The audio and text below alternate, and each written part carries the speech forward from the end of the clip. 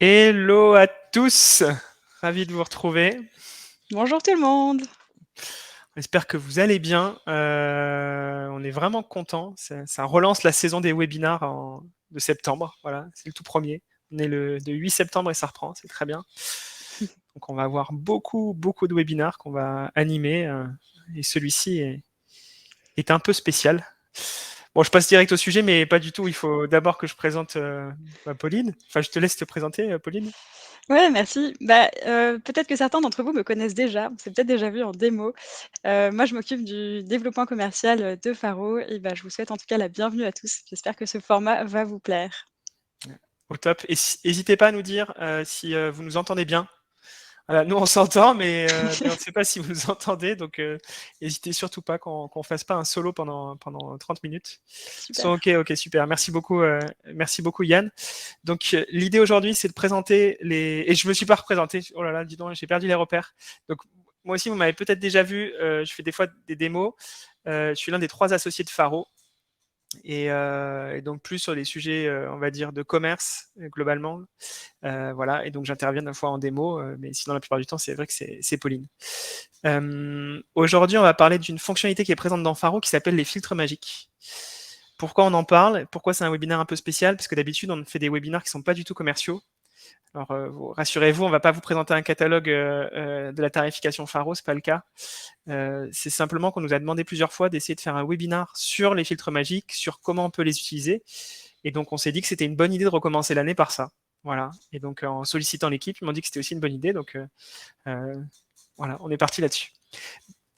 Donc, voilà. Bonjour à tous. Voilà, ok. Donc, effectivement, n'hésitez pas à nous poser des questions. Le chat va être là pour ça. On va se répartir un petit peu entre Pauline et moi pour gérer les questions. Donc, n'hésitez surtout pas. Donc, au programme aujourd'hui, on va juste revenir sur pourquoi nous, on a fait les filtres magiques. Un peu le contexte qui existe déjà, mais vous savez un peu, c'est le discours qu'on essaie de passer à travers Faro. La deuxième chose, c'est qu'on va vous faire une présentation des filtres magiques. Alors pour certains, il va y avoir des choses qui vont être du vu et du revu peut-être, pour d'autres des choses nouvelles. Mais en troisième partie, par contre, c'est sûr que ça sera nouveau parce que ça sera une mise en pratique de l'utilisation de ces filtres avec la présentation d'une campagne multicanale issue de la segmentation des filtres magiques et une campagne 100% email issue aussi d'une segmentation des filtres magiques. Ok, je pense que c'est voilà trois étapes, un plan simple pour vous, pour nous tous aujourd'hui. Donc la première des choses, c'est que le contexte de la création des filtres magiques, c'est tout simplement parce que l'activité d'outbound, l'activité de prospection, elle évolue très vite. Elle a beaucoup évolué dans le début d'année, en 2021, avec tout ce qui s'est passé, fin 2020-2021, et ça accélère encore plus le mouvement en 2022, où la prospection doit être de plus en plus pointue. On est vraiment sur une tendance de réduction des volumes et d'être très pointu dans les prospects qu'on contacte, d'avoir beaucoup d'informations sur eux. Donc c'est ce que j'appelle la haute bande comme activité presque de haute couture pour prendre le parallèle, pour qu'on saisisse bien l'image. Mais voilà. Et donc les filtres magiques sont dans cette tendance de vous mettre à disposition des données qui sont difficiles à récolter habituellement. Peut-être que unitairement, vous arriverez à extraire la donnée sur des sites, mais consolider l'ensemble au même endroit et continuellement le mettre à jour, c'est complexe.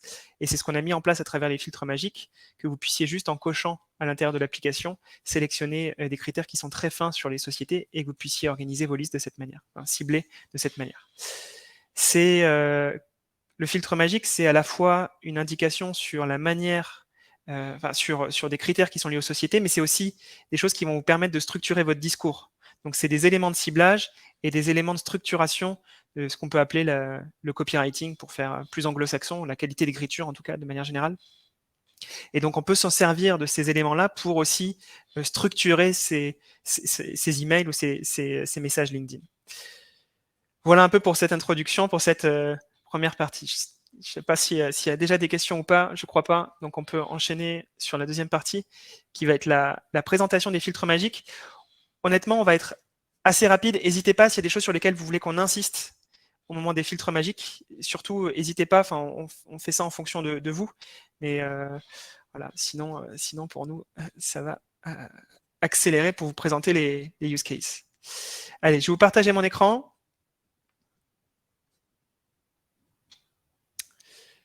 Hop. Est-ce que Pauline, tu peux juste me confirmer qu'on voit bien mon écran? Alors, on voit bien ton écran, mais je pense qu'on pourrait faire comme ça. Ce sera un petit peu mieux. C'est top, tu peux y aller. OK. Eh bien, écoute, très bien. Donc, pour ceux qui sont déjà à l'intérieur de Faro et qui l'ont déjà utilisé, je pense que la grande partie d'entre vous aujourd'hui, vous savez que pour accéder au filtre magique, il faut cliquer depuis le bouton Explorer. Vous avez toujours ces 4 grandes nomenclatures, 4 grandes nomenclatures différentes à l'intérieur de l'application. Et celle qui va particulièrement nous intéresser aujourd'hui, c'est la partie filtre magique. Donc, on l'a construit vraiment presque comme un data store, en fait. C'est notre app store à nous, si vous voulez. On pioche des données sur les sociétés pour arriver à vraiment les segmenter de la manière la plus fine possible. On va essayer de les voir tous ensemble, un petit peu passer en revue l'ensemble de ces filtres magiques. Alors, il y en a sur lesquels on va s'attarder un tout petit peu moins parce qu'ils sont vraiment très évidents dans leur signification, et d'autres sur lesquels on va passer peut-être un peu plus de temps. S'il y a des questions, Pauline, en même temps, tu me diras, parce que moi, je ne les vois pas. Donc, surtout, n'hésite surtout pas. T'inquiète, je modère. Ok, parfait. Donc, le premier, c'est l'âge des entreprises et l'année de création. Donc, vous pouvez voir, c'est une manière différente de voir les choses. Donc, on va pouvoir toujours segmenter les sociétés en fonction de leur ancienneté. L'usage qui est présent là-dessus, c'est vraiment de travailler la manière dont on va commencer à contacter les gens.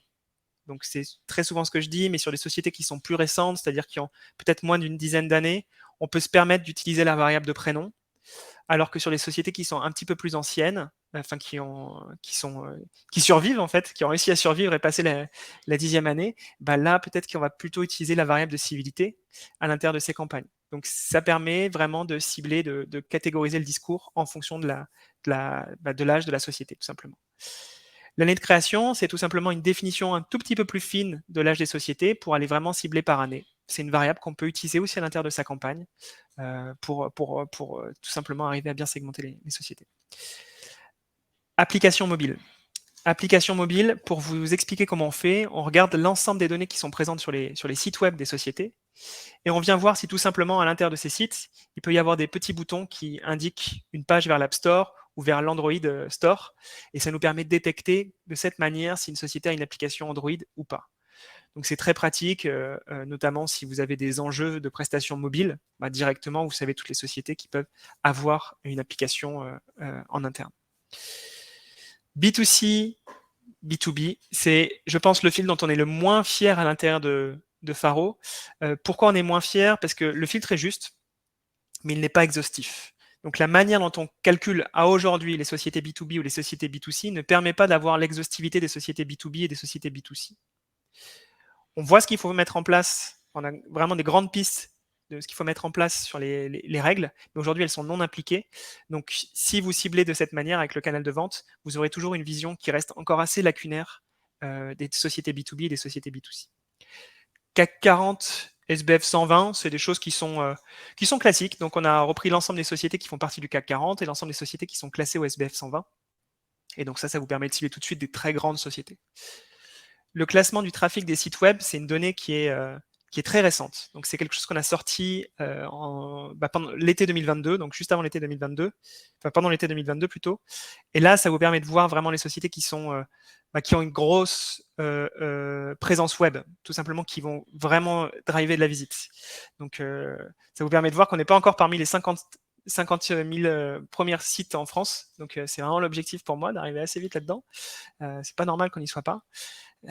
Mais voilà, en tout cas, ça vous permet de travailler et de voir si une société a vraiment une présence web très établie ou si ce n'est pas le cas. Autre manière de travailler, c'est à travers les conventions collectives. Les conventions collectives, c'est à utiliser de la manière suivante. Enfin, il y a différents cas d'utilisation de la convention collective. Premier cas d'utilisation de la convention collective, c'est si vous voulez travailler sur des secteurs qui sont un petit peu transverses, c'est-à-dire qui peuvent être présents à l'intérieur de plusieurs codes NAF. J'en ai un en tête, une question qu'on nous a souvent posée, c'est comment cibler l'industrie. En fait, si vous tapez industrie à l'intérieur, ici, vous aurez forcément... Pardon, vous allez avoir toutes les conventions collectives qui vont être associées au terme industrie. Et là, ça va vous permettre de pouvoir cibler avec beaucoup de certitude les sociétés qui sont liées à l'industrie. Donc, l'industrie étant transverse, vous allez pouvoir retrouver de l'industrie à l'intérieur de plusieurs codes NAF. Ici, ça vous permet d'avoir une vision directe de l'ensemble des sociétés associées à la convention collective des industries. Il y a le même exemple, c'est un exemple dont on avait déjà parlé à l'intérieur du newsletter pour la partie convention collective liée aux avocats, qui sont liés au code NAF de l'activité juridique. Et travailler par la convention collective, ça permet de spécifier et d'aller travailler sur exactement la convention enfin les sociétés qui sont associées à la convention collective des avocats, et donc de cibler uniquement les avocats. Et ça, c'est possible sur l'ensemble des secteurs, en fait. J'ai pris juste 2 exemples, mais c'est des choses qui sont possibles vraiment sur l'ensemble des secteurs. Idem aussi, on a souvent un cas de ciblage qui est les startups. C'est toujours très compliqué pour nous à définir ce qu'est une startup. Alors, il y a peut-être des questions, Pauline, tu me dis s'il y a des choses. J'entends des petits bruits. C'est OK, je pense que tu pourras le montrer par la suite. Si on pouvait exclure, des filtres. Bien sûr. Ah bah ouais, je vais en présenter en même temps. OK, donc tac. OK, vous pouvez prendre ces critères. En sélectionnant, le bouton d'exclusion apparaît à partir du moment où on présente deux critères, tout simplement. Et donc, vous pouvez juste drag and drop l'élément que vous avez sélectionné pour l'introduire à l'intérieur de cette section exclure. Et donc là, on va pouvoir travailler sur les sites, le top 1000 des sites, et exclure toutes les sociétés qui ont plus de 10 000. Voilà, ce qui n'aurait pas énormément de sens dans le critère, mais c'est juste pour vous montrer dans la manière de faire techniquement sur comment on peut faire. Donc, vous pouvez toujours travailler sur les moments d'exclusion complètement. Alors, ouais, yes. Tu me dis, t'hésites surtout pas, Pauline. Donc, la convention collective, voilà, c'est aussi une manière de pouvoir se rapprocher du ciblage des startups, qui est toujours très compliqué à définir, parce que tout le monde a sa propre définition d'une startup. Soit une société qui accélère vite, peut-être a une vision plus technologique que d'autres. Mais toutes ces startups, elles sont très souvent liées à la convention collective Syntec, donc celle qui est liée aux conventions collectives du bureau d'études, que vous allez pouvoir retrouver à l'intérieur ici. Et tout simplement, en ciblant les sociétés qui sont associées à cette convention collective, qui vont être assez récentes dans leur création et qui vont potentiellement être en croissance, vous allez pouvoir vous rapprocher d'une notion de startup très très fortement. Donc vous pouvez mêler effectivement les filtres magiques ensemble. Alors si je me souviens bien, je pourrais vous le montrer parce que je crois que c'est bureau collectif, bureau d'études. Hop. Tout simplement. Alors si je vous dis pas de bêtises, hein. C'est le même exemple, peu importe. Simplement pour vous montrer que vous pouvez lier plusieurs filtres entre eux. Ah.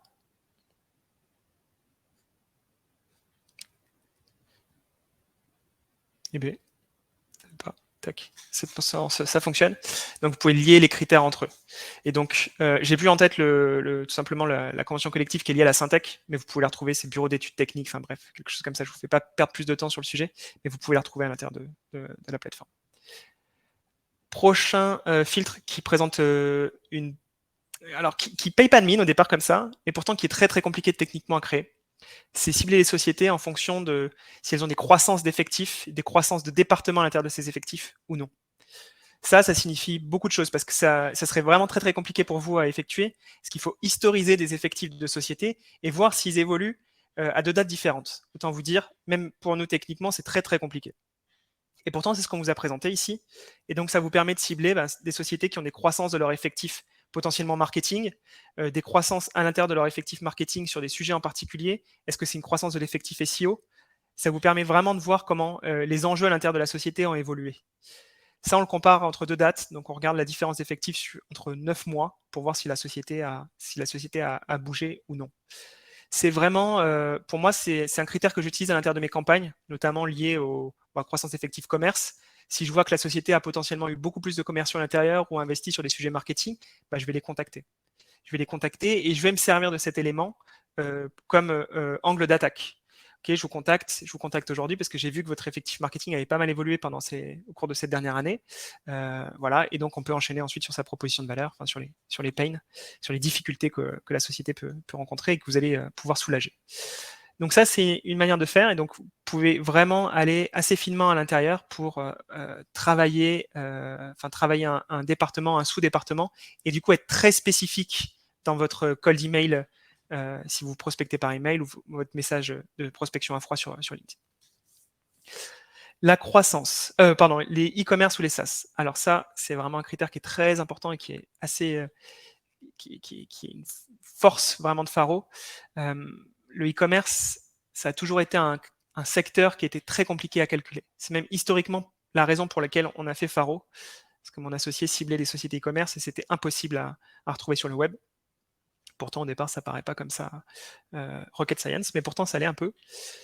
Le e-commerce, c'est une manière de vendre et c'est aussi un secteur. Et donc, pour arriver à calculer si une société a une activité e-commerce, on regarde les types de CMS qu'elle peut posséder.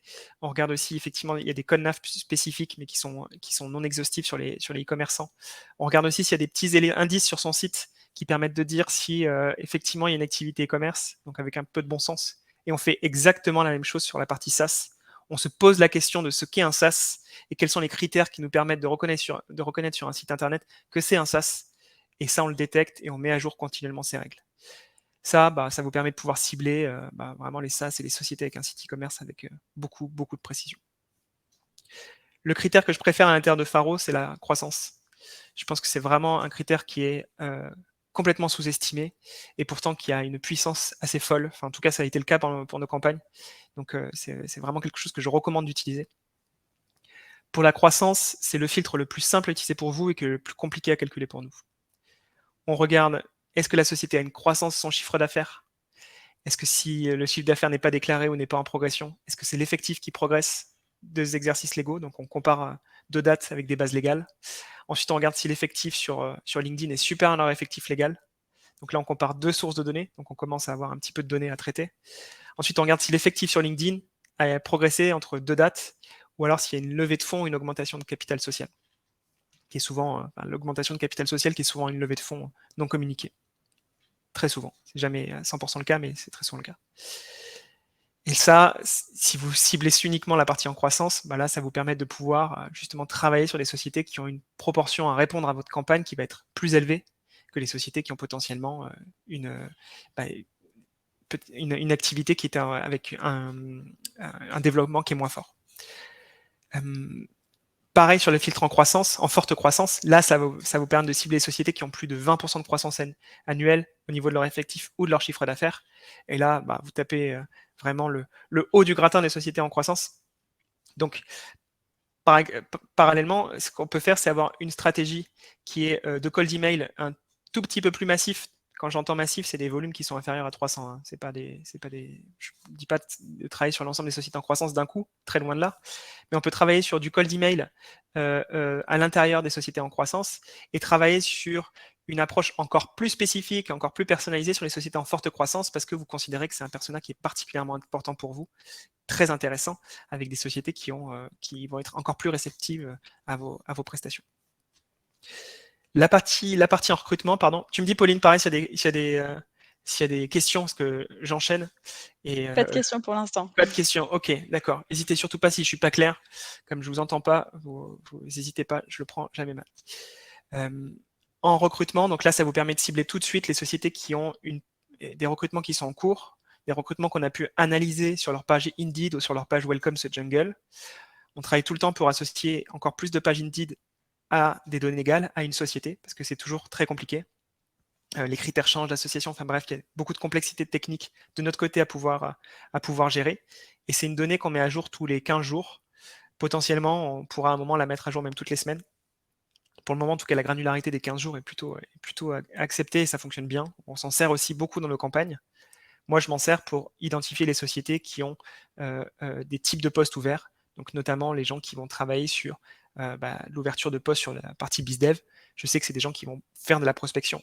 Donc, je me sers de cet élément-là à l'intérieur de mes campagnes pour pouvoir utiliser cet élément comme angle d'attaque. Mais vous pouvez travailler aussi, si votre angle d'attaque, c'est peut-être la manière de poster ses offres en disant que vous les avez vues sur Indeed ou sur Welcome to Jungle. C'est aussi une manière d'être un tout petit peu plus spécifique à l'intérieur. Ça serait aussi quelque chose d'assez compliqué à mettre en place de votre côté, techniquement. Et pourtant qu'on met en place juste avec un clic à l'intérieur. Les indicateurs de croissance, c'est finalement une sous-définition du critère en croissance. Donc c'est pour spécifier et travailler sur un élément en particulier de la croissance. Donc les sociétés qui peuvent déclarer leur CA, les augmentations de capital, enfin bref, ça vous permet d'être encore plus spécifique que juste le critère en croissance. Et donc d'utiliser cet élément à l'intérieur. Donc j'ai vu que vous aviez publié un CA en hausse sur l'année dernière, l'activité semble s'accélérer, c'est top, voilà.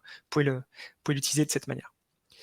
La partie luxe, on l'a mis ici parce que c'est un peu comme le critère du e-commerce. C'est un critère qui est orthogonal, qui va être présent à l'intérieur de plusieurs codes NAF, à l'intérieur de plusieurs activités. Et donc là, on regarde toutes les sociétés qui vont traiter du luxe. Sur la Made in France, c'est des éléments sur le site qui nous permettent de considérer que c'est une société Made in France. Ça peut avoir de l'intérêt, notamment si vous êtes sur des activités de production, voilà, ou même des activités de marketing qui vont permettre de mettre en avant l'activité Made in France. Bref, vous pouvez utiliser ce critère, il est aussi assez intéressant et assez discriminant. Sur la présence à l'international, c'est une manière assez maligne qu'on a de le calculer, et c'est une manière assez maligne qui nous est revenue de la part d'utilisateurs. Dans un premier temps, on regardait les sociétés qui avaient un chiffre d'affaires qui était déclaré à l'étranger, et ensuite on a eu l'idée de regarder les technologies, donc voir s'il y avait des technologies de traduction à l'intérieur des sites. Et donc là, on peut se poser la question et se dire, ok, cette société, elle possède soit un site internet en étranger, soit elle a des plugins, enfin des solutions qu'elle utilise pour traduire son contenu dans des langues étrangères. Donc, c'est que les marchés à l'international l'intéressent. Et ça vous permet aussi de pouvoir travailler, enfin, utiliser cette donnée-là pour travailler sur vos campagnes. La présence sur les réseaux sociaux, c'est détecté depuis les sites internet des sociétés. Je pense à certaines sociétés, enfin, j'ai notamment en tête une société qui proposait de la prestation vidéo sur YouTube et qui utilise toujours la Faro pour détecter tout de suite toutes les sociétés qui mettent en avant leur page YouTube sur leur site internet. Et donc ça lui a un gain de fou, en tout cas de pouvoir analyser toutes les sociétés avec une page YouTube sur leur site. Alors peut-être qu'il y a une question, hésite, tu me dis Pauline. Ouais, alors je vais te couper de 3 secondes. On va Bien avoir sûr. 2 questions. Première question de Tony qui nous demande comment est-ce qu'on a fait pour isoler, les sociétés de luxe? En fait, il y a des termes à l'intérieur des sites qui permettent de l'indiquer, tout simplement. On utilise plein de sources de données, en fait, Tony. On utilise des choses qui viennent des secteurs NAF, des secteurs LinkedIn, des descriptions, on regarde les sites internet, donc on récolte beaucoup de données sur les sociétés. Et une fois qu'on a récolté ces données-là, il y a une grande activité de traitement, d'essayer de rendre intelligente cette donnée et de voir quels sont les termes qui peuvent être discriminants pour arriver à considérer une société comme étant du luxe. Donc c'est de cette manière qu'on procède. Donc ça nécessite beaucoup d'ingénierie et beaucoup d'amélioration constante en fait. C'est vrai que ça me permet de préciser ça. Comme on travaille toujours sur des millions de données pour nous, on est toujours dans un métier de réduction de l'erreur. En fait, on ne pourra jamais être juste à 100% sur l'ensemble des choses qu'on présente. On a évidemment cette ambition-là, mais notre but c'est vraiment de présenter toujours le maximum de données avec une exhaustivité et une fiabilité très forte. Mais on est toujours dans la réduction d'erreur. Voilà, dis Tony si j'ai bien répondu à ta question, n'hésite pas. Ça a l'air d'aller. Ça a Je te l'air d'aller? remercie. Ok. J'en profite, j'ai une autre question de Michael qui nous demande, donc question sur l'international et site web traduit. Ouais. Est-ce qu'on est capable de déterminer en couplant ce filtre avec celui des technologies si les sites utilisent des plugins de traduction automatique? Ouais, on peut détecter, je pense il y a un plugin qui s'appelle Wiglot, si je dis pas de bêtises, qu'on va pouvoir voir qui va être présent à l'intérieur des technologies en fait. Et donc automatiquement, on va pouvoir il y a une famille d'outils technologiques qui est liée à la traduction qui va être présente directement là-dedans. En fait. Donc ça permet de l'identifier de cette manière. Pareil, si je réponds pas bien à ta question, si j'ai pas bien compris, n'hésite pas, tu me dis, peut-être que c'est pas le cas. Hein. C'est OK. C'est OK? D'accord, bon, on va voir. Je dis pas de bêtises, hein, je crois que c'est Wiglot que j'ai en tête. Voilà, on va retrouver, donc il va y avoir une grande famille d'outils qui vont être liés, d'outils technologiques qui vont être liés au milieu de la traduction, et donc on va pouvoir retrouver ici. On va y revenir juste après. Donc la présence à l'international, on a vu la présence sur les réseaux sociaux, et donc on arrive sur les ratios financiers. Donc là, c'est du calcul, c'est vraiment de l'analyse de données légales.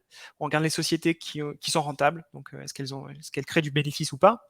Des sociétés en fonction de leur capital social. Alors ça, c'est plus fin.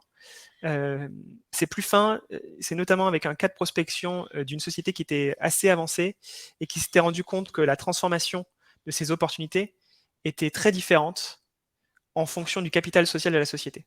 Ce que ça signifie, c'est que si vous avez des sociétés avec un faible capital social, enfin chez eux en tout cas, avec un faible capital social, ils s'étaient rendu compte que ça transformait beaucoup moins. Et donc ils ciblaient les sociétés avec un fort capital social. Bref, vous pouvez l'utiliser de cette manière. Vous pouvez regarder aussi si effectivement vos clients, le capital social de vos clients, et peut-être créer des campagnes en fonction de ça. Statut juridique, ça parle pour soi, et technologie, en fait, technologie, c'est vraiment maison. Donc, on a utilisé la même chose que de solutions qui sont connues sur le marché, qui s'appellent Wapalizer ou Buitwiz. Et en fait, sur ces solutions permettent de détecter les technologies qui sont utilisées sur les sites vitrines. C'est ce qu'on a fait. En fait, on a fait en interne, maison. Et donc, on a rangé par grande famille, tout simplement. Donc, c'est les différentes familles que vous pouvez retrouver à l'intérieur. Vous allez pouvoir retrouver des grandes familles, par exemple, la vie privée, donc tous les gestionnaires de cookies, plus connus étant Acceptio, souvent. Et donc, retrouver les sociétés qui utilisent Acceptio, ou alors, comme on disait tout à l'heure, toutes les sociétés qui utilisent Civic et qui ne sont pas sur Acceptio, ou toutes les sociétés qui ne sont pas sur Acceptio.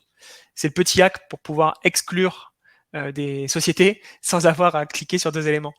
Voilà, c'est une manière de faire qui permet qui permet justement d'exclure toutes les sociétés qui sont sur Acceptio. Et donc, si vous êtes un gestionnaire de cookies, potentiellement aller sur toutes les sociétés qui ne possèdent pas Acceptio. Ça peut être une manière de travailler.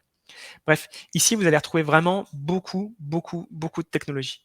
Donc voilà, toutes les sociétés en analytique qui vont être sur Google Analytics, vous allez pouvoir le trouver à l'intérieur. Bref, c'est vraiment... en fait, c'est un petit trésor. Hein. Personnellement, moi, je l'utilise beaucoup la partie technologique, les filtres de technologie, parce que ça permet de créer des cas de prospection qui sont aussi très spécifiques. Dernière campagne que j'ai créée, après on peut se tromper hein, dans les segmentations, mais une campagne qui me paraissait sensée pour nous, c'était de cibler les sociétés qui utilisent Calendly. Donc qui vont potentiellement avoir des modules Calendly à l'intérieur de leur site, qu'on va retrouver ici. Et en fait, je m'étais dit que s'ils avaient du Calendly, ça veut dire que c'est des sociétés qui ont une problématique de rendez-vous. Donc, s'il y a des rendez-vous, c'est-à-dire qu'il y a des commerciaux, il y a de la prospection, et donc travailler de cette manière. Peut-être que la campagne ne sera pas exceptionnelle, mais pour le moment, elle a l'air de plutôt bien partir. Et en fait, ça me permet vraiment d'avoir un langage très spécifique, de traiter les problèmes liés à Calendly, de m'assurer qu'il y a de la prospection à l'intérieur de la société. Bref, d'être vraiment très précis à l'intérieur.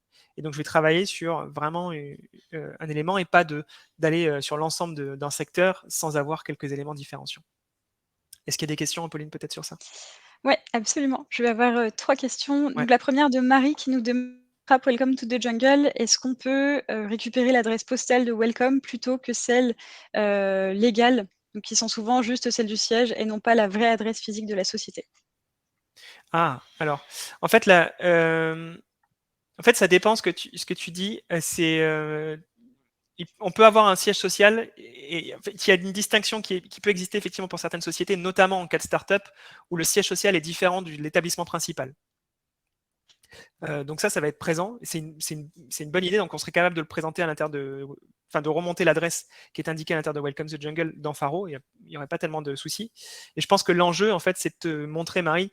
C'est Marie, hein, j'ai pas dit de bêtises, hein, parce que je vois pas les noms. Oui, oui, c'est bien ça. C'est Marie, ok. Je pense que l'enjeu pour toi, c'est de te montrer s'il y a un établissement principal. Et on pourrait te le montrer de ces 2 manières, en fait. Mais, pour dire, il y a un siège social, mais il y a un établissement principal qui est différent. Du coup, il faut plutôt considérer l'établissement principal à l'intérieur de ta campagne. Je suis très curieux de savoir comment est utilisée cette information. C'est parce que, Marie, tu fais des campagnes physiques directement?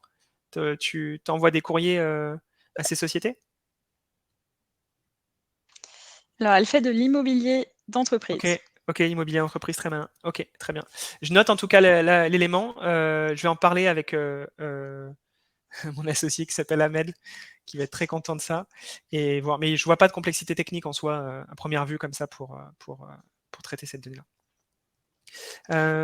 Ouais, bien sûr, vas-y. J'en profite, j'ai une autre question du coup de Soufiane qui nous demande: «Est-ce qu'on a la possibilité de cibler les sociétés qui ont un pixel Facebook ou Google Analytics?» Ouais, bien sûr. Pouvoir On le peut montrer. travailler. En fait, vous pouvez travailler ici et vous allez retrouver le Facebook Pixel directement à l'intérieur, ou alors la petite trace Google. Alors, je ne sais plus le nom de Google. Vous allez avoir un Google Tag aussi dedans. Vous pouvez voir aussi ceux qui lancent des optimisations, donc de l'A/B testing à l'intérieur des sites, Google Optimize. Vous pouvez travailler comme ça et vous allez forcément retomber sur toutes les sociétés qui ont un pixel Facebook. La difficulté du pixel Facebook, ce qu'on n'a pas encore réussi à faire, c'est de différencier les sociétés qui ont un pixel Facebook sur leur site, mais qui sont en plus en ce moment soit en train de faire de la pub ou non. Ça, on n'a pas encore comme information. Donc on a juste l'information comme quoi la société elle traque quelque chose. En tout cas, elle a associé une page Facebook, un pixel Facebook à sa société. Ouais, dis-moi s'il y a une question, peut-être plus. Tony qui demandait si on utilisait Wapalizer pour les filtres technologiques. Non, c'est vraiment du maison. C'est vraiment maison, mais c'est la même qualité que Wapalizer. C'est exactement la même détection. Et plus certaines technologies françaises qui ne sont pas présentes sur Wapalizer. Mais c'est vraiment du maison. Donc ça nous permet d'être beaucoup plus agile et puis de rajouter des technos aussi en fonction de ça. Donc c'est plutôt chouette pour vous.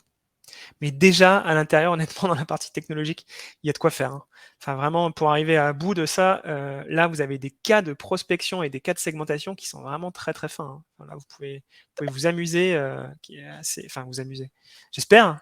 Vous pouvez vous amuser, en tout cas, dans la partie copywriting pour travailler, regarder les technologies que vos sociétés utilisent et du coup, pouvoir les prospecter de cette manière. Je vous montre un petit peu comment moi je peux procéder à l'intérieur.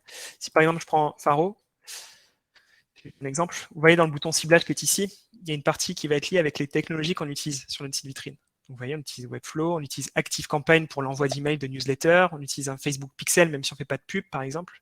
On utilise Albacross. Enfin bref, vous voyez un petit peu les technologies qu'on peut utiliser à l'intérieur, qui sont véritablement ce qu'on utilise. Et vous dire justement, j'ai des clients, si par exemple on était client de votre solution, j'ai un client qui utilise ActiveCampaign, ok, il utilise ActiveCampaign. Potentiellement, je vais peut-être utiliser cette technologie-là parce que ça va me permettre de reconnaître des gens qui ont une proximité avec des sociétés qui sont déjà clientes chez moi. Et l'entrée par l'entrée par la technologie peut être sympathique. Évidemment, il faut que l'entrée par la technologie corresponde à un pain que vous allez résoudre avec votre produit. Vous pouvez pas juste utiliser, vous utilisez ActiveCampaign, tous mes clients utilisent ActiveCampaign, donc pourquoi pas quoi. Mais par contre, ça vous permettrait de reconnaître potentiellement des gens qui sont intéressants. Donc sans l'utiliser à l'intérieur de votre discours, et vous dire ah tiens, il y a un gros point commun entre l'ensemble de mes clients, c'est qu'ils utilisent ActiveCampaign. Donc je vais peut-être utiliser une campagne sur les sociétés ActiveCampaign. Distinction entre les deux. J'ai peut-être pas été clair sur le point là, n'hésitez surtout pas. Ça me je peux le redire de la manière peut-être un peu plus claire. Je vais avoir une question aussi d'Ender qui nous demande si on a la possibilité de voir les sociétés qui viennent de déménager. Ça, c'est assez demandé. Ouais, je le demande moi aussi, en fait. Donc oui, il y a la capacité à pouvoir le faire, clairement. C'est simplement un élément qu'on n'a pas encore ajouté, mais on voit comment faire. On voit comment faire, on pourra la rajouter. C'est effectivement un très bon filtre, je pense, qui est très malin. Est-ce qu'il y a d'autres questions, Pauline, avant qu'on passe justement au use case, qui peut être cool? Yann qui nous demande si on a des informations complémentaires sur les dirigeants. Ah, je pense que Yann parle de l'âge des dirigeants, de ce genre de choses. C'est une Oui, je famille, pense. je pense que c'est ça. En fait, la difficulté qui est présente aujourd'hui, en fait, on possède les informations sur les mandataires, il n'y a pas de difficulté pour ça. C'est que la société, la plateforme a été toujours conçue avec beaucoup de filtres liés aux entreprises. Et donc, il y a une petite, il y a beaucoup de modifications à faire pour que ça puisse s'adapter et présenter de plus en plus de filtres liés aux prospects. Ce qu'on va mettre en place, on n'a pas pu le mettre en place sur la partie Q1, Q1, Q2 2022 parce qu'on a dû se concentrer sur d'autres sujets, mais on le mettra en place par la suite, carrément. Donc on possède d'autres informations effectivement sur les prospects. Mais aussi, deuxième élément par rapport à ça, et ça c'est un élément plus légal, on fait très attention parce que nous, le credo de Faro, ça a été de dire qu'on peut faire beaucoup de segmentation liée aux sociétés. Parce que déjà, ça permet de respecter, d'être complètement dans les clous par rapport à RGPD, alors que quand on commence à traiter des données qui sont liées au prospect, on entre dans une autre zone, dans une zone des fois un peu plus grise. Et nous, notre axe, c'est vraiment d'être ceinture bretelle et vraiment de travailler sur des choses qui sont complètement légales. Enfin, vous pouvez toujours cibler les données liées aux sociétés et moins des fois celles liées au prospect. Enfin, il faut faire attention en tout cas. Mon point, c'est qu'il faut faire attention aux données qu'on traite. Et alors juste, Yann a apporté une précision en disant que ce qu'il recherchait, c'était le département, de naissance du coup des dirigeants. Je suis assez Ouais, curieuse de savoir comment on peut l'utiliser, si on arrive à obtenir la donnée, bien sûr. ouais.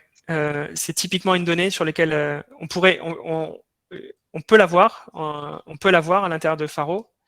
C'est une donnée qui nécessite d'être analysée pour voir si elle est légalement utilisable. Voilà. C'est clairement une donnée sur laquelle je peux pas me statuer là, à l'instant là. Il faudrait que je pose vraiment la question pour savoir si c'est une donnée qui peut être utilisable ou pas. Mais oui, techniquement, c'est une donnée récupérable. En tout cas, il n'y a pas de problème là-dessus. OK, bah, très clair. Est-ce que c'est tout bon?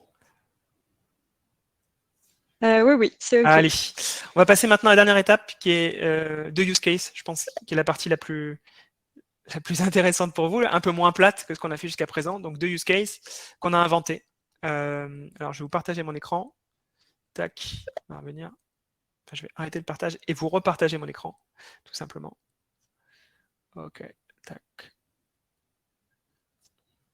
Donc, on essaie de vous apporter le maximum de valeur en inventant des cas, en inventant, mais en s'inspirant aussi des sociétés qu'on peut voir en démo, et essayer de se dire, c'est intéressant pour nous d'essayer de se dire comment on ferait à leur place en fait pour prospecter. Donc, on n'a pas 100% de la réussite, on se positionne pas en tant que professeur sur le sujet, clairement pas. C'est pas du tout notre point de vue, mais c'est dire comment nous on aurait peut-être fait avec notre connaissance tout simplement aujourd'hui. Donc j'ai pris l'exemple d'une société qui propose de la mise en place de visioconférences. Voilà pour les sociétés. Et donc initialement avec ce contexte, je vais commencer avec une première analyse où je vais me poser la question de ma cible. Je me dis que ma cible, c'est des sociétés avec des équipes à distance. Donc je vous conseille en tout cas de commencer toujours par cette analyse-là, qui peut prendre un peu de temps, mais créer une bonne campagne à haute bande, ça prend un peu de temps. Ça nécessite de se poser, de réfléchir. C'est une activité de réflexion, vraiment. Donc au départ, je vais me dire que les sociétés qui vont m'intéresser, celles avec des équipes à distance, qui sont réparties sur différents établissements, différents sites, potentiellement des équipes commerciales, où c'est très souvent, on peut avoir des équipes commerciales qui sont en dehors des sites, enfin en dehors du siège social. Je vais pouvoir aussi m'intéresser aux sociétés qui ont des boards à distance, des sociétés, c'est principalement les sociétés avec déjà un certain effectif, c'est-à-dire traite rarement avec des sociétés à distance, les sociétés qui ont 2 personnes à l'intérieur vont peut-être être moins intéressées par la visioconférence. Et potentiellement, je vais aussi m'intéresser aux sociétés qui font du télétravail beaucoup, avec des morning meetings. Deuxième élément de réflexion, je vais m'intéresser aux personas, c'est-à-dire aux personnes qui vont être, que je vais pouvoir contacter à l'intérieur de ces sociétés. Je vois qu'il y a des sujets liés au DSI, probablement à la direction générale, aux directeurs commerciaux, directeurs et directrices, hein, évidemment, pour tous ces sujets, et peut-être même les office managers, un petit peu moins. Voilà. Les difficultés que je vois pour ces sociétés, c'est-à-dire là où je vais pouvoir soulager des peines, enfin des difficultés, c'est que ça pose des problèmes de communication. Il y a souvent des problèmes de communication quand les équipes sont à distance. On a une difficulté à faire passer les messages. Voilà. Ensuite, il y a une complexité technique. Souvent, quand vous utilisez des solutions type Google Meet, Zoom, bon, je ne sais pas si ça vous arrive, mais quand on commence à être un peu pas mal dessus, ça peut devenir des fois un peu chaotique. Donc, voilà, c'est pénible, il y a des problèmes, ça saute, enfin bref, c'est difficile à gérer. Donc, c'est pas forcément une manière de faire qui est scalable, en tout cas dans le temps. Donc, je vais pouvoir jouer sur ces difficultés. Et je me rends compte que, voilà, pour l'exemple de ma campagne, je vais me dire, je prends un des personas, donc les DIRCO, et je vais prendre les sociétés donc je vais m'intéresser aux équipes à distance, aux sociétés avec des équipes commerciales et potentiellement des gens qui sont à distance. Tout simplement, j'ai pris cet exemple-là, j'ai pris ce parti pris parce que ça me parle plus, comme j'ai un rôle un peu commercial, ça me parle plus et ça me permet de créer un cas plus facilement. Je vais prendre une première approximation, c'est que je vais cibler donc tous les head of sales à l'intérieur de Faro. Donc, je pense que vous savez comment cibler les directeurs commerciaux. Si ce n'est pas le cas, vous le dites et je vous montre tout de suite à l'intérieur de Faro. Et je vais m'intéresser à un deuxième filtre magique qui va être les sociétés qui vont recruter des profils commerciaux. Donc, c'est ce que je vous ai montré juste avant. Je vais me dire, OK, une société qui recrute des profils commerciaux, je vais peut-être coupler ça avec le fait qu'il va y avoir beaucoup de commerciaux. Je vous montre comment on peut faire. Hop. Tac. Je suis désolé, je vais devoir arrêter le partage et repartir de l'autre côté.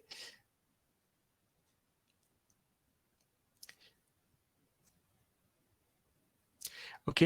Donc on reprend ce filtre, on prend les sociétés qui sont en train de recruter, et on peut se dire, on va prendre les sociétés qui recrutent pas mal de personnes. Donc voilà, on pourrait dire celles qui ont entre 11 et 20 recrutements ouverts, voilà, en fonction de vos critères, et puis recruter, et puis dire, je veux toutes les personnes qui sont qui recrutent des profils commerce. Et même dire, je vais prendre toutes celles qui sont en charge du bizdev, de la relation client, voilà, à l'intérieur. Parce que ça, c'est vraiment des gens avec des équipes qui peuvent être à distance.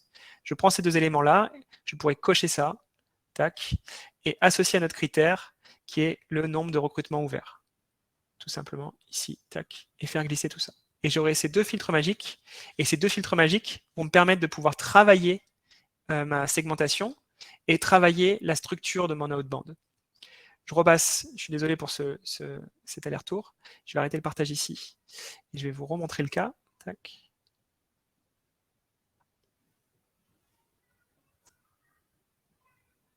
Donc c'est les deux filtres que j'ai pu choisir ici. Et autour de ces 2 filtres, donc, je vais créer ma campagne. Vous allez voir qu'ils vont être présents à l'intérieur de mon écriture pour arriver à bien segmenter. Première étape de ma campagne multicanal, donc c'est-à-dire que je vais utiliser des étapes qui vont être présentes par email et des étapes qui vont être présentes à travers LinkedIn. C'est un petit peu notre définition du multicanal, on le contraint à ces deux canaux-là. Oubliez la faute de frappe, hein, c'est bien un email qui est ici. Donc je commence avec un premier email en expliquant pourquoi je contacte cette personne. Donc je lui dis pourquoi c'est intéressant aujourd'hui que la contacte, enfin pourquoi j'ai choisi de la contacter aujourd'hui, parce que j'ai vu qu'elle avait prévu de recruter des nouveaux commerciaux. Et je lui pose la question tout de suite pour savoir s'ils sont situés sur le même site. Donc ça me permet tout de suite d'exclure potentiellement, enfin que les gens puissent s'exclure de cette campagne si tous leurs commerciaux sont présents sur le même site. Une manière aussi de faire, ça aurait été d'utiliser un filtre qui est présent dans Faro et d'aller cibler les sociétés qui ont au moins 2 établissements. C'est une donnée que vous pouvez retrouver à l'intérieur de Faro. Et donc segmenter les sociétés qui ont au moins 2 établissements, travailler sur les sociétés qui recrutent des profils commerciaux et qui ont plusieurs postes ouverts. Et là, on se rapprocherait encore plus. On aura encore un ciblage encore un peu plus fin. Deuxième élément de ma phrase, donc d'expérience. Donc là, on introduit le pain pour développer l'intérêt de la personne. C'est compliqué de piloter des commerciaux à distance, les messages passent pas bien et malheureusement, ça se ressent côté vente. Donc on essaie de montrer un petit peu ce qui va se passer. Et donc pour éviter ça, là, on va développer le désir. On a créé une offre de visioconférence idéale pour les réunions commerciales, les comités de pilotage. Donc ça serait top d'avoir votre avis d'expert sur l'offre. Voilà le lien. Il faut avoir en tête que c'est une campagne qui va se construire sur plusieurs étapes. Donc ma première étape n'est pas là pour faire l'ensemble, c'est-à-dire je veux juste éveiller de la curiosité. Elle n'a pas d'autres éléments que ça. Pour moi, c'est éveiller de la curiosité. J'ai envie d'amener la personne vers mon site. C'est tout simplement ça le but de cette première étape. Deuxième élément, je reprends avec une note LinkedIn. Bonjour Mathieu, donc je vous ai écrit par email. Et là, comme j'utilise LinkedIn, ça me permet de travailler, ça me permet de vous dire en même temps un peu les différences qui existent entre les canaux. Là, on va plutôt s'intéresser à développer uniquement de la conversation, très très court. C'est pas le but. Les buts, c'est vraiment pas de travailler avec un message très long, comme on peut le voir souvent. C'est vraiment d'être très spécifique, très très court à l'intérieur. Donc ça m'intéresse de savoir comment vous communiquez avec vos commerciaux au quotidien. Donc j'essaie d'être encore plus spécifique et d'essayer de voir quels sont les problèmes que la personne a. Quels sont les obstacles que vous rencontrez pour diffuser vos messages aux équipes à distance. Je ne suis pas là pour dire tout ce que je suis en train de résoudre comme problème. J'essaie juste de comprendre un petit peu comment je peux aider cette personne en lui faisant parler de ses soucis. C'est, je pense, la meilleure manière. Cherchez pas à vendre, cherchez juste à développer des discussions parce que c'est ce qui vous permettra soit de vendre tout de suite, soit de vendre à l'issue des discussions, soit de travailler à avoir qu'une relation s'instaure et que potentiellement vous fassiez votre vente plus tard. Donc, je pense que l'expérience de la vente aujourd'hui, la segmentation montre aussi que c'est une expérience de patience. Il faut être patient. Troisième étape, cette fois on va relancer par email. Et donc on se sert de nouveau de la segmentation initiale. Donc on accompagne beaucoup d'organisations proches de celles de la société qu'on prospecte, comme client 1, client 2. Et là, on développe le pain, donc client 1 avec notamment beaucoup de difficultés pour faire passer les nouvelles consignes et bonnes pratiques à l'ensemble de leur réseau. On les a accompagnés sur le déploiement de l'offre de visioconférence et ça contribue à l'amélioration de leur performance. Voilà le témoignage. Est-ce que vous avez une disponibilité dans les jours qui viennent? Deuxième élément, là, mon objectif, c'est tout simplement de déclencher potentiellement la démo ou la discussion. Et je mets l'agenda. Alors, il y a différentes manières de voir les choses. Il y en a qui ne mettent pas l'agenda pour gagner de la spontanéité, d'autres qui le mettent. Ici, j'ai choisi de le mettre tout simplement.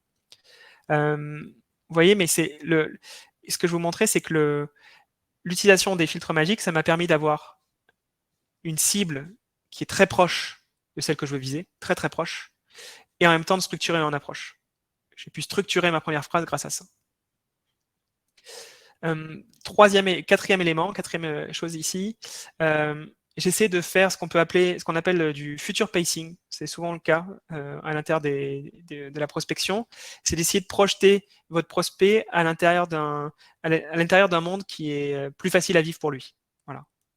Donc, j'essaie de mettre, en oubliant toutes les contraintes techniques, qu'est-ce que vous mettriez en place pour bien faire passer vos messages aux équipes à distance. Donc, le but, c'est de nouveau de m'intéresser fortement à la personne, de pouvoir comprendre un peu les difficultés qu'elle vit, parce que ça va me permettre ensuite de pouvoir créer mon discours en fonction de tout ça.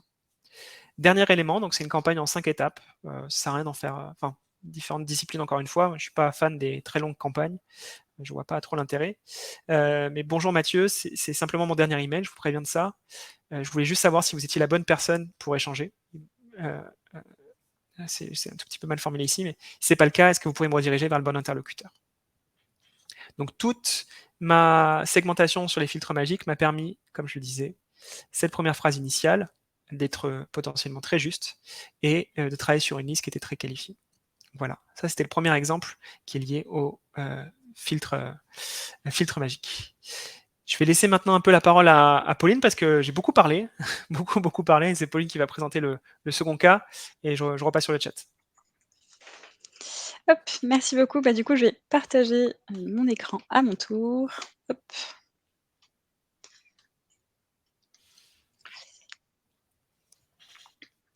Et on va passer sur, du coup, le deuxième use case. Il y a peut-être des questions avant que je commence sur le premier use case? Alors non, on nous demandait si on partageait la vidéo, alors ça me permet de le mettre. On va partager la vidéo sur YouTube, et on va envoyer les use cases à toutes les personnes qui ont été présentes au webinar. Voilà. C'est toujours, c'est un petit peu la récompense pour les personnes qui assistent et qui font vivre à travers les questions. On leur envoie les use cases, à la différence des personnes qui vont juste la voir sur YouTube, qui auront accès qu'à la vidéo. C'est pour ça qu'on essaie de faire toujours aussi du contenu nouveau. Toutes les campagnes que vous voyez là, c'est toujours des choses qu'on invente, sur lesquelles on réfléchit avant.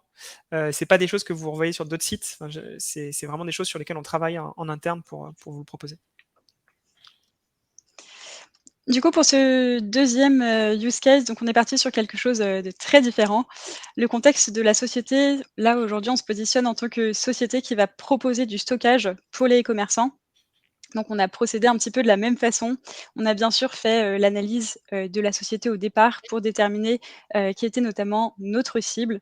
Donc on va en avoir 3, les e-commerçants, les retailers et les boutiques. Les personas qu'on a pu identifier, ce seraient les DG ou alors les directeurs e-commerce. Et ensuite, pour les difficultés rencontrées, on est parti de différents constats. Donc ça peut être bien sûr la partie stockage, qui est quelque chose de très coûteux. Il va falloir avoir une vision parfaite des coûts, sinon ça peut impacter de façon très négative l'activité de la société. On a aussi une problématique de proximité du lieu de livraison, donc pour ces différentes cibles. La traçabilité des produits est aussi quelque chose à maîtriser. Et enfin, pour finir, le dernier constat, c'est que ça demande une certaine maîtrise, donc toutes les questions de logistique. Et donc, c'est quelque chose qui pourrait potentiellement poser problème aux sociétés. C'est pour ça que c'est de cette façon-là qu'on a pu du coup segmenter les différentes choses, les différents éléments dans Faro, et que bien sûr on pourra construire par la suite un copywriting qui sera très adapté. Pour la segmentation, dans Faro, on a choisi de cibler donc les sociétés qui ont une activité e-commerce. On a choisi le secteur de la mode, des sociétés qui utilisent Shopify et des sociétés qui sont en croissance, un terme que Alexis vous a très bien défini juste avant. Donc pour vous montrer cet exemple de ciblage, je vais me rendre tout de suite sur Faro pour vous montrer qu'on peut le faire de façon vraiment très rapide. Donc ici, je vais directement sélectionner les critères qui m'intéressent. Donc on a dit les sociétés en croissance qui sont sur Shopify, du secteur de la mode, et mon dernier critère, c'était, j'ai oublié, Activité, que je dis pas de bêtises. attends, Shopify, mode en croissance. Et une activité Je vais e-commerce, mais tricher. OK, oui, exact, merci. qu'on peut retrouver avec Shopify. Et c'est vrai qu'on n'est pas obligé de le mettre celui-ci, Ouais. mais on va quand même le faire. Donc là, je sélectionne mes 4 critères. Je vais ajouter du coup mes différentes conditions. Donc pour que ce soit clair, les et, ça va réduire toujours les résultats. Il faut que les deux conditions, c'est des sociétés en croissance qui ont un site e-commerce, qui sont en train de travailler sur la mode et qui utilisent Shopify. Voilà. Exactement. Et si on n'avait pas rajouté les conditions, on aurait juste recherché l'une de ces conditions, donc parmi les différents critères qu'on aurait choisis. Voilà. Hop. Donc cette différente segmentation m'a permis bien sûr de construire ma campagne. Donc là, on a un scénario avec 2 emails, donc qui sont composés de la façon suivante. Donc dans le premier mail, «Bonjour Elena», donc comme Alexis l'a dit, on peut, soit partir sur directement le prénom de la personne ou alors on pourrait, dire, madame avec, le nom de la personne.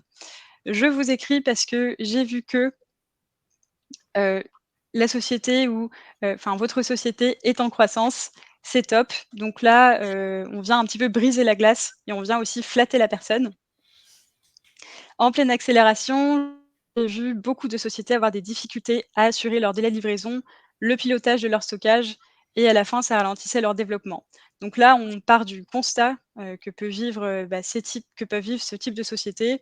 On va, accentuer sur le pain, que la société peut vivre et ensuite avec donc notre société, on a créé une offre tout en un qui permet le contrôle des coûts logistiques et de délais de livraison très rapides.